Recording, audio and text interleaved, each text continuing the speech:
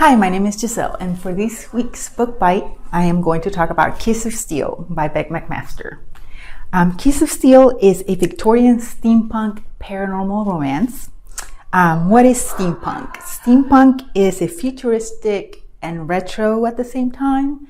So it's set in the Victorian era, but is as technologically advanced as our time, except that everything is like steam powered.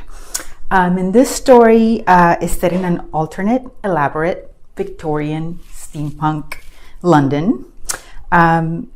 Real historical events are kind of mixed in with the paranormal elements.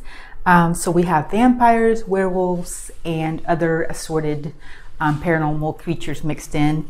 And they form this huge universe in which a privileged race of blood drinkers, they are not vampires, they're called blue bloods in this universe. They pretty much rule London with an iron fist. And in this universe, we have a human named Honoria. Her father was a scientist, and he died under mysterious circumstances. It turned out that he was developing something that would have put the humans and the vampires on an even playing field. So then she has to run for her life with her brother and sister. And she ends up in Whitechapel, which is a very seedy area of London. Whitechapel is ruled by a man named Blade. He's a mysterious kind of Robin Hood type figure. And he's basically kind of stealing from the blue bloods and giving to the poor, which is the humans.